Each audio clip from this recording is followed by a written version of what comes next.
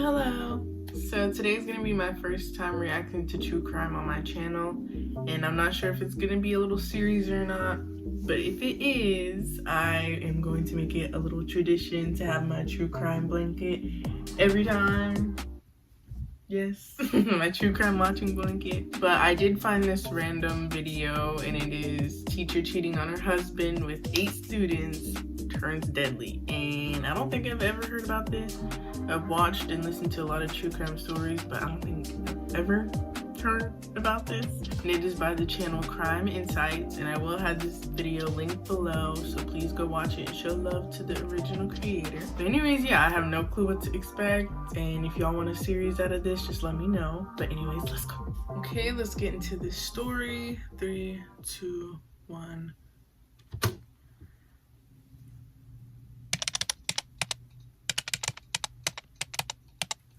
Collins, Colorado. Welcome to another episode of Crime Insight.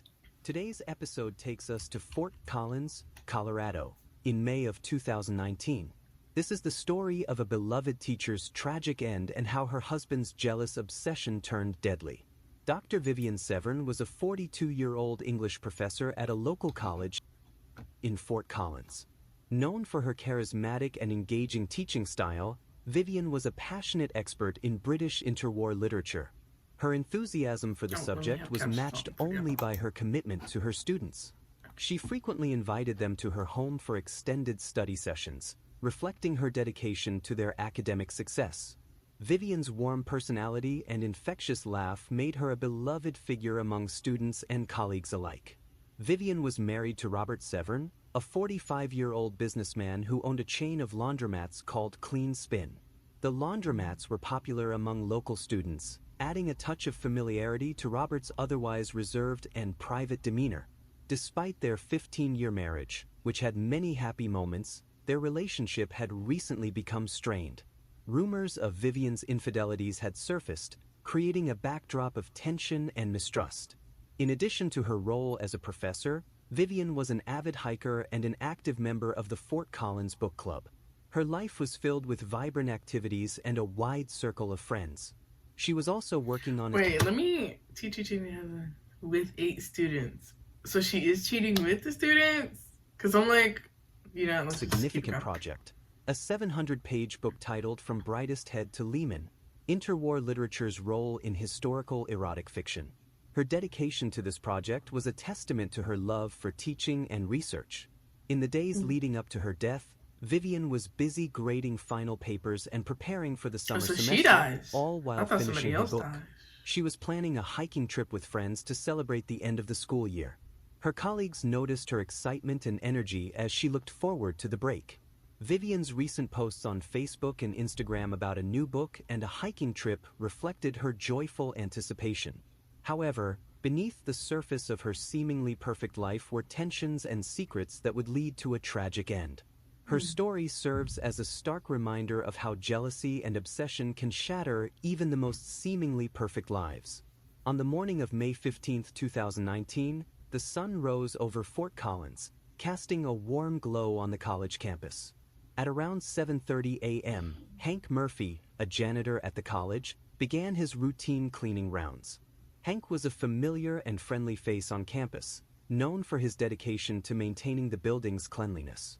As he entered the English department, he noticed that Dr. Vivian Severn's office door was slightly ajar, a rare occurrence, as Vivian was meticulous about locking her door. Curious and concerned, Hank knocked gently but received no response. He pushed the door open and was met with a sight that would haunt him forever.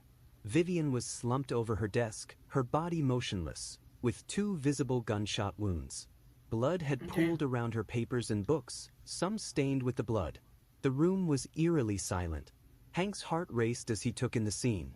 He stumbled backward, nearly dropping his cleaning supplies. After a moment of shock, he regained his composure and rushed to the nearest phone to call campus security. His hands trembled as he dialed, his voice shaking as he reported the grim discovery. The campus security officer on duty immediately dispatched a team to Dr. Severn's office and called the local police. Within minutes, the wail of sirens approached the campus. When the police arrived, They found Hank sitting on a bench outside the building, his face pale and his eyes wide with shock. The lead investigator approached him, noting his distress. Hank recounted his discovery, his voice still shaking, and described finding Vivian slumped over her desk and how he had immediately called for help. The news of Dr. Severn's death spread quickly across the campus. Students and faculty were in shock, unable to comprehend the tragedy that had befallen their And it beloved happened at professor. the school too. Local news stations picked up the story, briefly noting her death on the nightly newscast. The discovery of Vivian's body marked the beginning of a complex investigation that would uncover dark secrets and lead to an unexpected conclusion. Detective Sarah Lynn Bryant, known for her keen eye and calm demeanor, led the investigation. The scene at Dr. Vivian Severn's office was shocking. There were blood stains on her desk and papers scattered everywhere, creating a chaotic mix of a crime scene and a busy professor's office. The first task for the police was to secure the area, ensuring that no one could enter or leave. They carefully photographed everything before touching anything. Detective Bryant and her team began their search for clues. They found 2 bullet casings from a small-caliber handgun near Vivian's desk. The trajectory of the shots suggested that the killer was standing close to Vivian when she was shot. Investigators also collected items that might be useful for evidence, including Vivian's computer, her cell phone, and several personal items from her desk. Forensic experts were called in to examine the blood stains and other physical evidence. Samples were taken for analysis at the lab, and the police dusted for fingerprints, looking for any that didn't belong to Vivian or the janitor who found her. As the investigation continued inside, other officers began interviewing people outside the building. They spoke with students, faculty, and staff to piece together Vivian's last moments. Many people were shocked and confused, unable to believe that such a respected professor could be the victim of such a violent crime. Detective Bryant also reviewed security camera footage from around the campus, hoping to spot anyone suspicious entering or leaving the building around the time of the murder. The footage showed some people entering and exiting, but nothing immediately suspicious. The police knew they had a tough case ahead. Vivian was well-liked, but the rumors about her personal life meant there could be many potential suspects. Detective Bryant and her team prepared to dig deeper into Vivian's life, her relationships, and her secrets. They hoped that by understanding more about her, they could find the person responsible for her death. As the sun set over Fort Collins, the police wrapped up their initial investigation at the crime scene. They had gathered a lot of information, but many questions remained. The investigation was just beginning, and Detective Bryant knew they had a long road ahead to find justice for Dr. Vivian Severn. The investigation quickly turned to Vivian Severn's husband, Robert Severn, as the primary suspect. Robert, 45, was a successful businessman who owned the Clean Spin laundromats. Despite his professional success, Robert was known to be reserved and had exhibited increasing jealousy and obsession over rumors of Vivian's infidelities. This made him an immediate person of interest. On the evening of May 16, 2019, Robert was brought in for questioning at the Fort Collins police station. Detective Sarah Lynn Bryant led the interrogation. Robert appeared calm, but there was a tense air about him. The detective began by asking Robert about his relationship with Vivian. He admitted that their marriage had been strained due to the rumors about her affairs with students. Robert provided an alibi, stating that he was at home the night of Vivian's murder, working on financial reports for Clean Spin. However, when asked if anyone could confirm his alibi, Robert struggled to provide a solid witness, which raised more suspicions among the detectives. During the interrogation, Robert's demeanor shifted. He became defensive when the detectives pressed him about his whereabouts and his feelings regarding Vivian's alleged affairs. He repeatedly denied having any involvement in her death, but his evasive answers only made the detectives more suspicious. The police also looked into Robert's financial records and phone logs. They found several calls and texts between Robert and Vivian in the days leading up to her death, many of which were heated arguments about the rumors. This added to the detectives' theory that Robert's jealousy and obsession could have driven him to commit the crime. Detective Bryant and her team continued to press Robert for more information, hoping to find inconsistencies in his story. They also searched the Severn home for any evidence that might link Robert to the crime. They found a handgun that matched the caliber of the bullets used in Vivian's murder. This was a significant piece of evidence, but it wasn't enough to make an arrest without further proof linking Robert to the actual shooting. While the police continued to investigate other leads, Robert remained a key suspect. His behavior, the strained marriage, and the discovery of the handgun all pointed toward him. However, the detectives knew they needed more concrete evidence to make an arrest. The investigation was far from over, and the police were determined to find justice for Dr. Vivian Severn.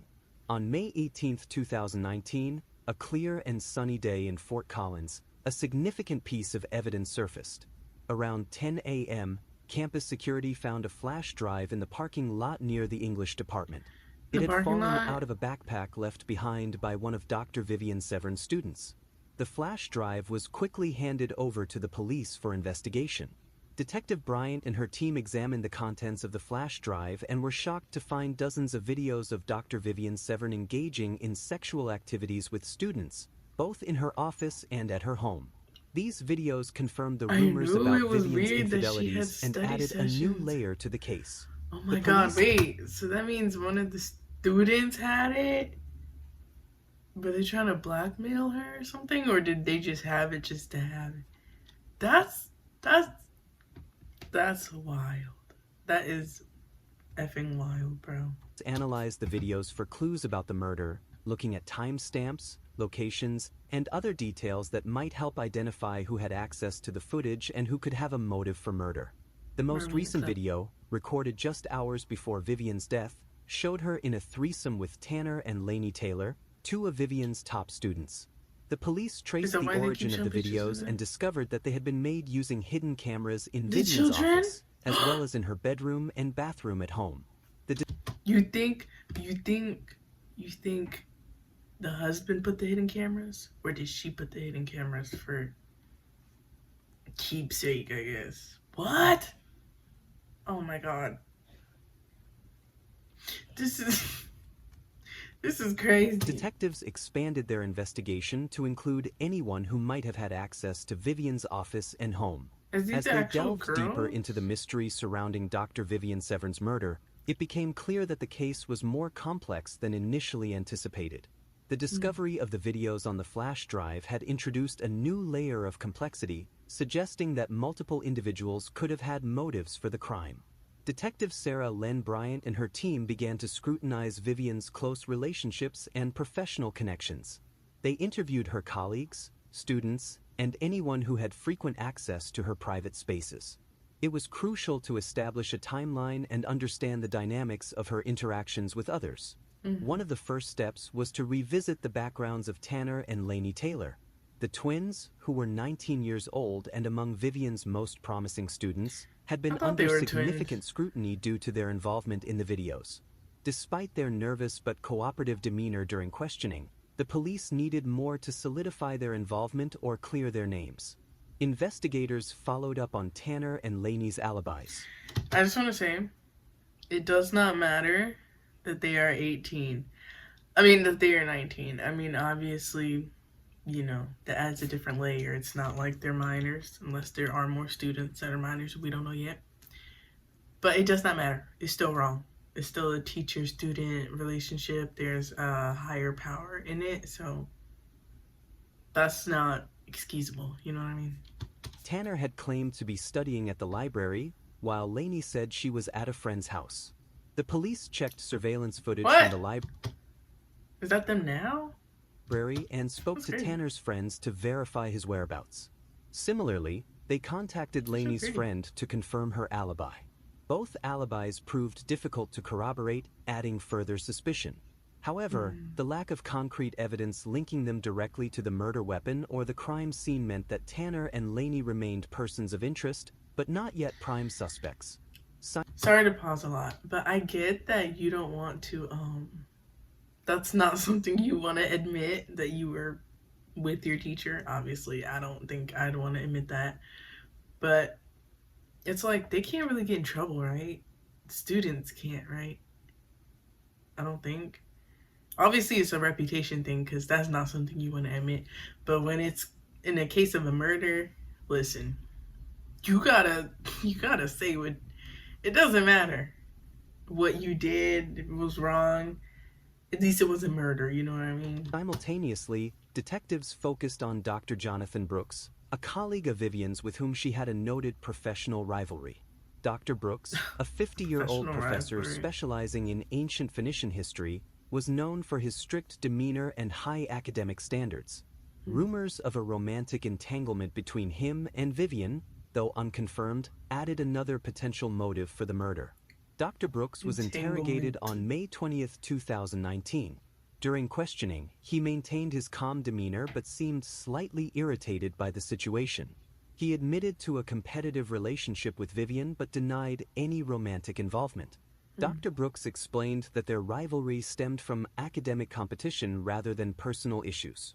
He was asked about his whereabouts on the night of Vivian's murder and provided an alibi involving grading papers at home. However, the police found his alibi difficult to verify. Adding to the Everyone's complexity, alibi is Dr. difficult Brooks to revealed verify. a bizarre competition Everyone's just between at home by himself and themselves. Vivian, where they allegedly competed to see who could engage in more student relationships. Eh? While this information, What? Hold on. Dr. Brooks revealed a bizarre competition between himself Wait. and papers at home. Hold on. However, the police found his alibi difficult to verify. Adding to the complexity, Dr. Brooks revealed a bizarre competition between himself and Vivian, where they allegedly competed to see who could engage in more student relationships. While this information did not directly connect him to the crime, So he told the cops that. He admitted that. Okay, when I said tell them everything, I didn't know he was going to do that. suggested possible animosity. What the? Despite thorough searches of his office and home, including checking for any direct evidence This or happened in weapons, Colorado? nothing concrete linked him to the murder. The investigation team continued to explore all possible angles. Detective Bryant's team analyzed the digital data from the flash drive, focusing on metadata and potential links to other suspects. The forensic analysis of the videos, fingerprints, and other physical evidence was painstaking but necessary to piece together the full story. On May 22, 2019, a significant breakthrough came with the discovery of new evidence that pointed directly to Robert Severn, Vivian's husband. An in-depth analysis of the flash drive revealed that Robert had accessed the videos an hour and a half before Vivian's murder. This timestamp was crucial as it placed him at the scene of the crime shortly before the So I murder think he occurred. might have put the The cameras in evidence there. painted a grim picture of Robert's emotional state and his potential motivations. Detective Bryant and her team reconstructed the timeline of events leading up to the murder. Robert's obsession with Vivian's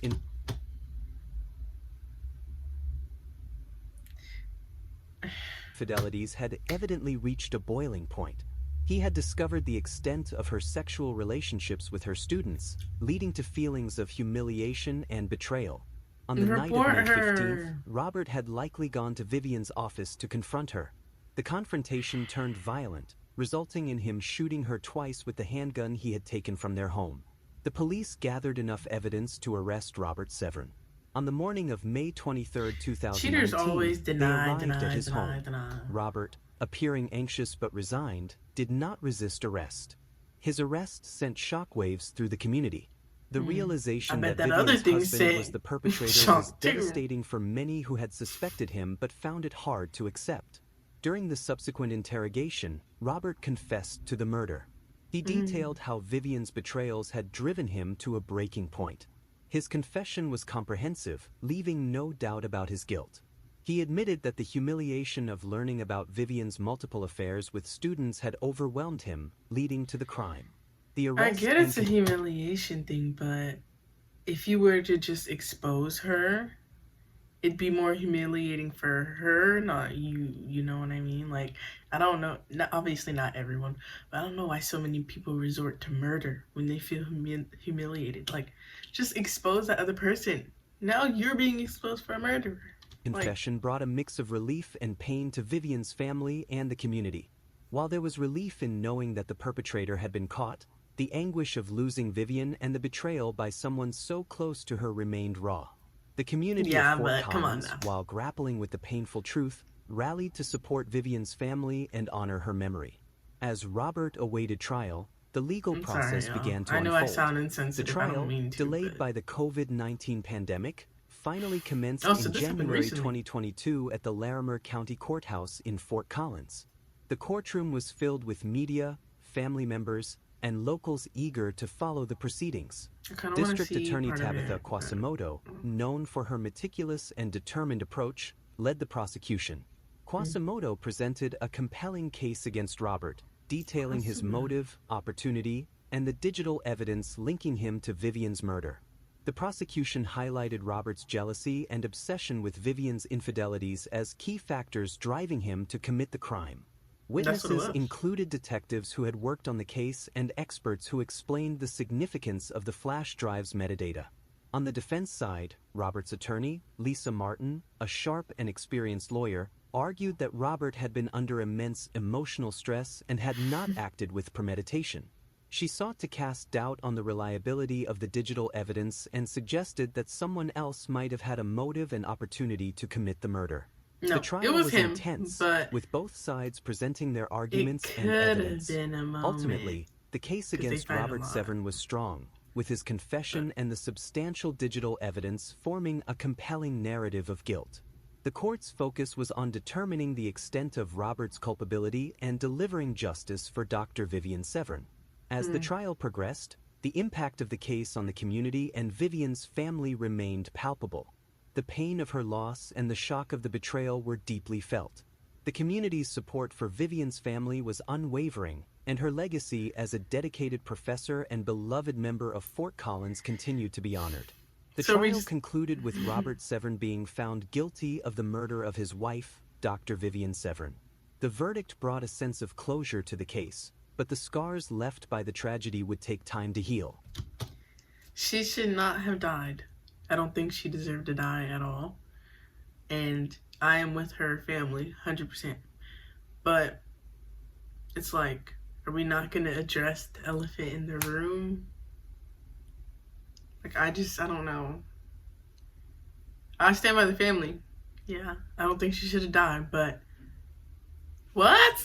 I'm sorry, like, a competition with another teacher? I mean, of course, that's what that man says. We don't know. It's his word against hers. But I just can't. The community, still reeling from the events, began the process of moving forward, cherishing the memory of Vivian and reflecting on the profound impact she had on those around her. The story of Dr. Vivian Severn's tragic end serves as a poignant reminder of how jealousy and obsession can lead to devastating consequences. Her life, marked by dedication and passion, was overshadowed by a dark turn of events, ultimately leading to a tragic and senseless loss. As the community of Fort Collins continued to heal, they held onto the memory of Vivian, celebrating her contributions and the positive impact she had on so many lives. That entire thing was just like wild and crazy to me. Like, I don't even know what to think. But that was an amazing video by Crime Insights. And like I said before, the video will be linked down below. I don't know. I really just can't say anything. It's crazy. Of course she shouldn't have died. None of that should have happened. But like, the whole situation is crazy. And it's crazy that nobody talked about that. Because there was like video, right? Like, I don't know. It's just wild. But great video, Crime Insights. And I hope you like this video and enjoy the rest of your day scrolling on YouTube. Because I know you will be. Bye.